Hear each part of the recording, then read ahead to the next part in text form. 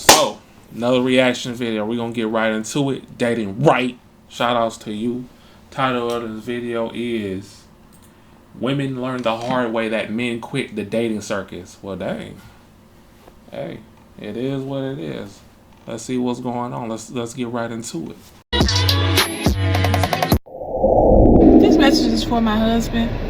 Honey, please come on. I'm outside and I'm getting tired of being out here. It's weird out here. You need to come on and find me so that we both can go inside. This man with skinny legs and parrot-toe feet just tried to talk to me, and he was bald head. Nothing against bald head men. Love y'all. Honey, please come on. It's weird. It's getting really weird out here, and you leaving me out here unprotected. Please, we have to talk about this later too, because you've been taking your precious time.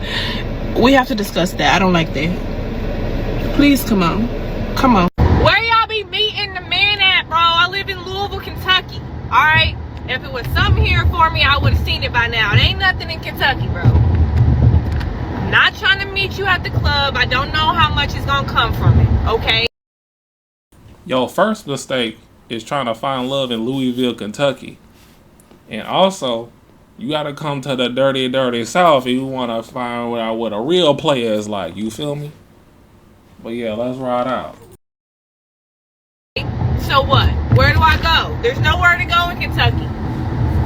Go to a restaurant and hope that you're in there? I could go to church, but the churchgoers ain't much better, to be honest. Just because I find you in the church don't mean you're gonna do me any better than anybody I met anywhere else. So, I swear Houston got them all. Texas, I'm sure you could walk out your front door and it's gonna be like 10 or something out there for you. Like, I work in social work. I work in offices where it's all old people and women at that. I don't be around young men my age or men that I'm attracted to. Do I have to I need to go what? Do I need to go hang out at the parks? What, I need to start going to like the basketball court? What, I need to go, do y'all be like at some special market, not Kroger? Like, I just hope y'all know that, for those of you who are watching, as we're reacting to this, these are just receipts that how women are in America. All I'm doing is tallying up things that's going on in the world when it comes down to dating, because it's shit right now. That's all I'm doing. They are not putting chicken nuggets with some hot sauce on them combos when it comes down to the dating game. No, they want to be difficult. They want to have high standards. They can't even meet their own standards half the time. And this is the result. They are crying and they complaining in their cars that they can't find the man that they want. Nothing but receipts, ladies and gentlemen. Nothing but receipts. Let's ride out. where y'all be? If you want a man, go a hardworking man. Go to Home Depot or Lowe's. So I work at Home Depot part-time, and when I say that men be in here, and they be fishing too. It be electricians, plumbers. Like, girl, I'm telling you, just put on something cute and go in there. You don't even have to buy anything. Just go in there and make sure you look cute. I promise somebody is gonna try to get at you.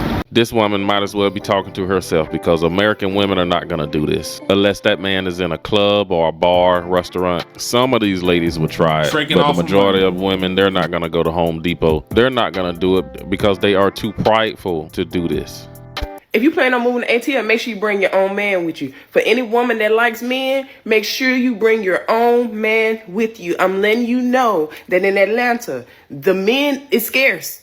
So if you come here, you think you're looking for a relationship, this is not the place to come to. I'm letting you know this. This is Black Hollywood. I want to ask y'all a question for the people that live in Atlanta. I'm really like 2 hours away from Atlanta. I can go there anytime I want, but is it really that bad? Is the dating game really that bad in the ATL, shawty? Like, what's going on in Atlanta, bro? Y'all gotta let me know in the comments, bro. For those of you that live over there, let me know. Men are into themselves, okay? Everybody thinks they're a celebrity. Everybody. 95% of the men are gay. And 50% of those are married. And the other ones, the rest that's left, they know that it's 30 women to every one man. So they use that to their advantage. And the women that do have men, they're so territorial over those men that if you even, hey, speak back to them, they are ready to, I'm talking about, charge at you. Like, it's crazy up here. And the people that's from Atlanta will say, oh, no, well, that's not true. I'm telling you, I've been here for 3 years. Atlanta is the one place that you'll come and you'll find a whole slew of successful, beautiful black women that's single, millionaires, got money, beautiful businesses, single. You know why? There are no men here in Atlanta for the women. So what's your sign? So I'm looking.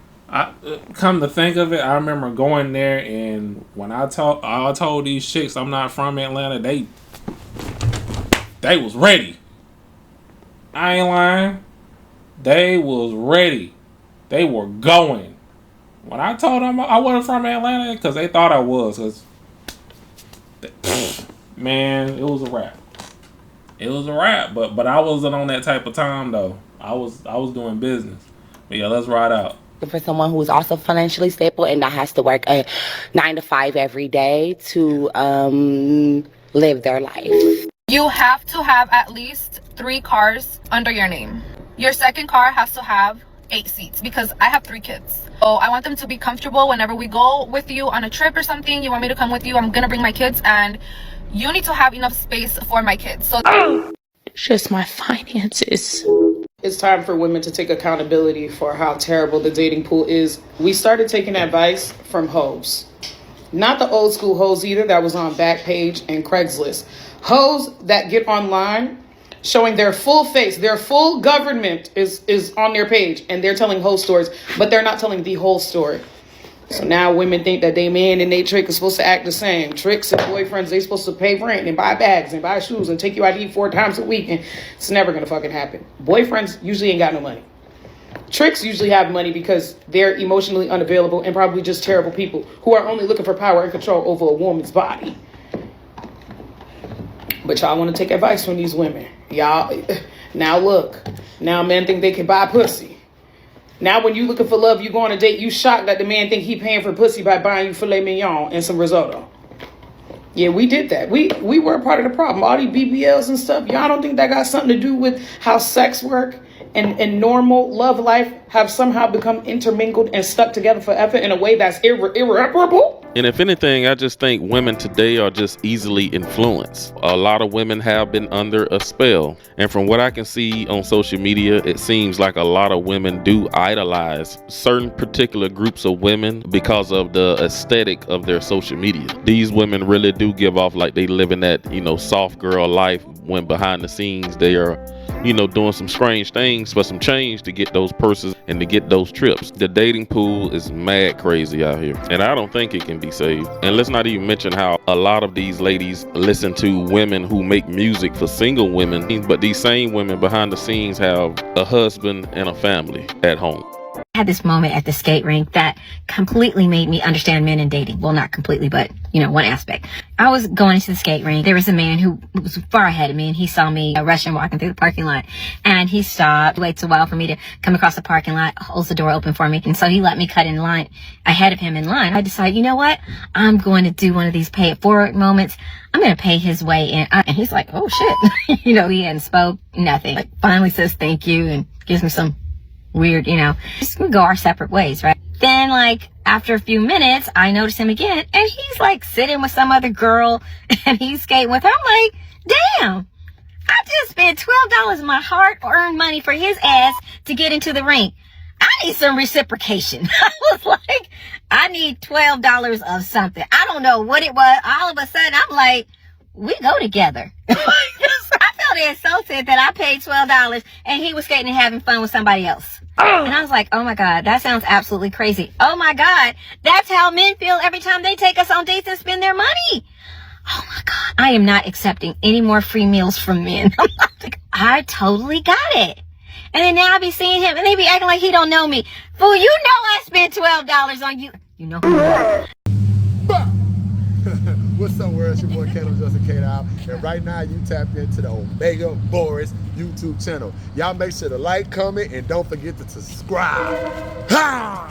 What's up, y'all? Welcome to MasterBoris' YouTube channel. Make sure that y'all like and subscribe. Subscribe! All right, we got it. The narrative that our elders gave us, telling black women that when we're young to focus on our career and focus on our education and don't focus on our boys, is what's keeping black women single. And this is on the heels of the topic that I've been seeing a lot lately, especially in black women that are like 30 plus. That are talking about, like, I wish I would have did differently in my 20s because I was playing around, I was doing nonsense, I was dealing with people that didn't deserve my time, and now I'm 35 and I don't have anybody to share my success with. I don't have anybody to share these degrees with. I don't have anybody to go home to at night. And don't get me wrong, I do think our elders had a point. I think they probably should have specified, don't deal with no knuckleheads. Don't deal with no nonsense. Like, don't deal with somebody that's not equally yoked or on the same type of time with you. Because I think having a man, though, does not necessarily take away from your career or from your education if you're dealing with the right man.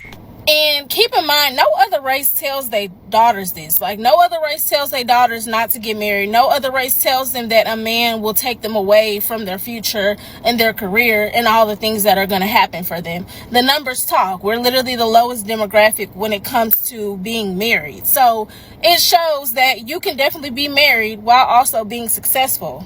Now, this is not saying that everything that they do is right. Okay, like, that's not what I'm saying at all. But what I'm saying is nobody else tells their daughters this because they see the beauty and they understand what's the word? The word is importance, because they see how important a marriage is when it comes to career elevation, when it comes to societal's, perspective on who you are as a person. Because yes, like, I understand you don't have to be married to be a good person, but it's just our society. And at the end of the day, you can either learn to work with it or continue to work against it. And I think a lot of times black women, we lean into our education and our resume as a way to kind of approach men, especially when you get to that older demographic of like 30, 35 plus women. I can see the pattern of like those women constantly like, I got this degree, I got this business, I got this car, I got this house, like, where my man at? Why my man not here? Which is a totally valid argument. But I think partially is you have to start earlier. Like, because the thing is, the older you get, the harder it is to find somebody. And we keep seeing this. Like, we know for sure whenever you're in your early 20s, mid 20s, people are starting to get married. People are starting to have children. So those standards that you had when you were 21, you can't really have at 35 because things have changed. People's lives have changed. And at the end of the day, you have to look at your demographic. Once you hit like 30, most of the men that you're going to deal with are going to have at least one child. And if you originally were, I don't want no kids, I ain't doing it, it's going to make it extremely hard for you to find someone. So I definitely don't think that our girls should just be dealing with any old guy, but I do think that we should start instilling like the importance of marriage and like the importance of that union, and like encourage them to find someone that they can really build with, someone that makes sure to nurture them, somebody that encourages them to get their education and start those businesses and do all the endeavors that they want to do while being a wife, while being a mother, if that's what you desire to do, because I know that's not everyone's desire. But I do think that we need to stop telling our daughters to like not focus on men, because the other topic is we don't know how to date, we don't know what to look for, we don't know how to properly be courted, because all our childhood we're being told no boys, no dates, you can't do this, you can't do that. And it's like, it makes it extremely hard when you're adult and you're trying to navigate dating and you've been told that you can't do something for so long. It makes it really hard. And this is literally straight from the horse's mouth. Like, a lot of the older women that I've talked to, especially my mentors, are usually in their 30s and their 40s doing very well for themselves. And they're always like, the only thing that I would have did differently is really found somebody that I could build with, because it's hard dating. Like, it's nothing to play with. And they always tell me, like, girl, if you find one now, keep them. Don't let them go, because it's going to get hard. And you rather find somebody that really loves you and appreciates you, so y'all can build. And you want to start earlier, so like later on this is not a concern for you, because you've already started. You've already laid the pavement. That sounds good and dandy, but my question is to you, where's the father in all this? Is he not part of the family? Like, where's the father? That's a question I present to you, ladies out there.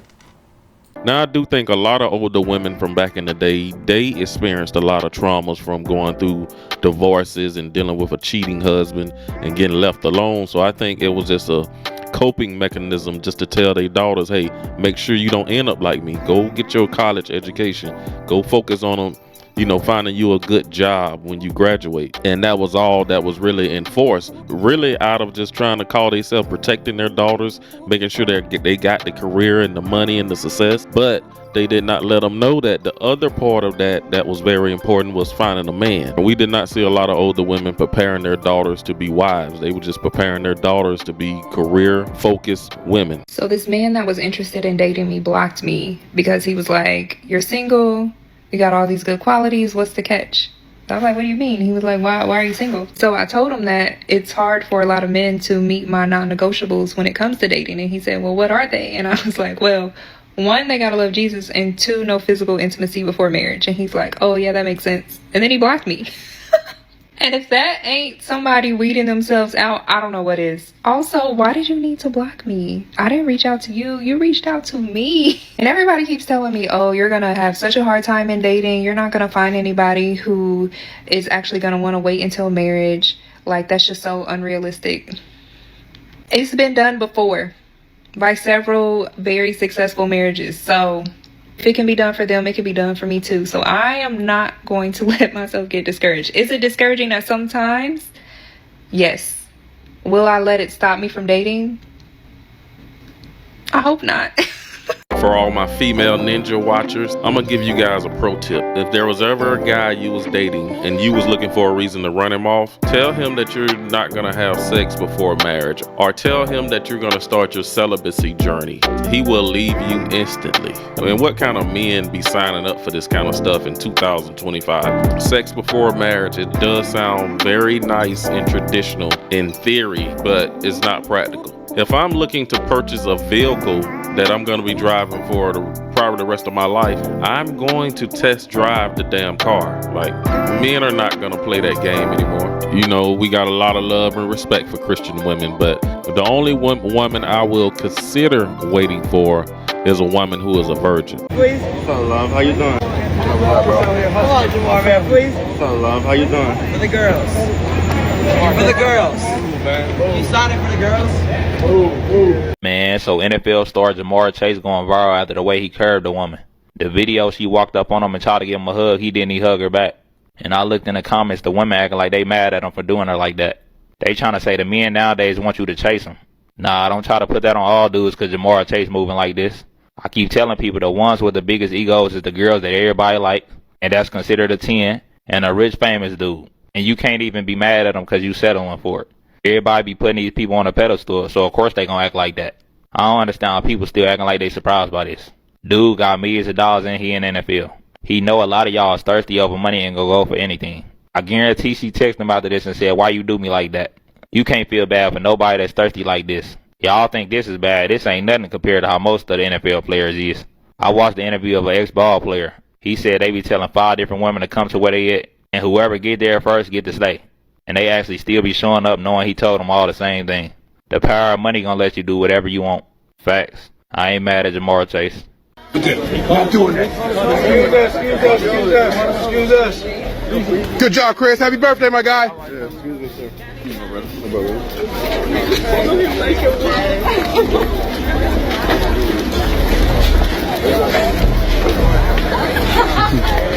The next time you get out here thinking about chasing any type of woman, period, just circle back to this video. And y'all are still out here going out y'all way to try to... Come on, man. We're going to put like the women's slogan into the man's slogan. It's like this. If he wanted to, he would. Bro, listen, if she wanted to, she would. So we didn't learn. We didn't learn from last time. My finances. So, we didn't learn. Comprehension. We didn't learn. I'm gonna do this. B Simone. So I can't know who the guy is, but the guy has to know he's coming on a date with me. Yes, of course. Now, now I need to hear the prerequisites. I need to hear what do they have to have? Tall, a little older. What's the older? age? He can't have a 9 to 5. What? Why not? You don't want him to have an honest job? I already did my piece he could be on a B hustling Simone. entrepreneur. So you want him to be you want CEO status? Yes. She got her wake up call. He can't clock in and clock out. No. Damn, B I think Simone. entrepreneurs should date entrepreneurs. Okay, but still, there's. God has planted a seed in your heart. He has given you purpose. And until you find that, you lost. Find that. You want to be a doctor. You want to be a lawyer, but you're too scared to do it and step out on faith. So no, I'm not going to date a man who sees me living my dream every day and he's at a desk and he can't walk in his purpose. My finances. Like, the budgeting, you see how I am nitpicking every little thing. I've never been like that. We were in Bloomingdale's yesterday. I'm like, we have to go to H&M. Yeah. Like, I notice it in me now, just nitpicking. And it's not even, I just don't have it like to spend the liquid. Yeah. I'm used to having liquid. I'm used to seeing a certain amount in my account. Well, since you're shopping at H&M now, it looks like you understand 9 to 5 niggas' lives. You know what I'm saying? You understand it now, don't you, bitch? You understand it now. That second video is her before. She's like, oh yeah, I don't want no... She basically saying she don't want a guy with a 9 to 5 when Nick Cannon trying to set her up with somebody. And now she's going broke. These females in this generation, bad with 9 to 5s. And this is them. Behind closed doors, you're broke. I don't know if everybody is old enough to remember, but B Simone was on the internet shaming men with 9 to 5s when she was at the peak of her like social media and skit success, and like, you know, she was at the BET Awards and shit, you know, that around that time she was shaming with 9 to 5, saying niggas, you know, that's, she would never entertain a nigga with one and all this shit. I just seen her yesterday crying on a nationally televised interview about not being able to afford H&M clothes. And my question is that a full circle moment about being an ungrateful, misandrist, classist piece of shit? Like, is that a full circle moment of you just being a complete degenerate towards men in general, and now you complaining about your finances on national television at that? That is just, it's interesting to me, to say the least. I don't usually get in women's business, but B Simone gotta be the fakest person ever, bro. Every time I see some shit about her, it's negativity. I first started hearing about her when she was loud and obnoxious. Then she sold y'all books and told y'all write your own books. Then I see the shady ass trailer for her new podcast after her and her friend had some falling out. It was 2 chairs and she removed one like on some petty shit. Like, then I just seen she was on a podcast with another friend. Her friend was talking about how broke she is, and she was just like, Jesus. Baby, didn't have a job, living with my parents, a single mom. All this happened to me this past year. Jesus. I had to get my car repossessed. Jesus. I had to go through the food stamps line. I had to be on Medicaid. Jesus. Bruh, the whole thing, Jesus. And instead of addressing what that lady said, she was like, fuck that, let's see who really broke. I'm so broke, I gotta shop at H&M. Shawty said, fuck going band for band, let's go broke for broke. The way B Simone's best friend had her exposing herself, like, and I don't even think she noticed what was happening. The friend is just letting her talk. She doesn't even realize how badly she is putting her foot in her mouth. But the best friend, she's not being defensive. She's not giving B. Simone a reason to be defensive. So she feels free to just talk. And the more she talking, she just exposing the hell out of herself. Because you really gonna say, if you have any dreams or hopes or aspirations, you can't work with me. I only want people that want to build LLTA or whatever the hell. Don't go build your dreams. Help me build my dreams, and that's gonna make you a millionaire. You sound like corporate America. Beware of the people that say things like team and family. It's all a trap. They use those things at the job to make you feel like you're a part of something. But really, you're only there to build them. They don't give a damn about you. It has nothing to do with you. That's why when you are financially up, you never disrespect or turn your nose down at other people. Like they say, the same people you disrespected on your way to the top, the same people you gonna see on your way back down to the bottom. That's a lesson learned right there, ladies. Hey, you gotta appreciate, what you have and be humble about it. Cause like I was saying before, especially when the social media game, one day you're hot, one day you're not. It's a microwavable business. It's a microwavable success. But yeah, let's have a discussion in the comment section down below. Hit that like button, subscribe if you're new. I do a variety of videos here, and I'll see y'all on the next one. Peace.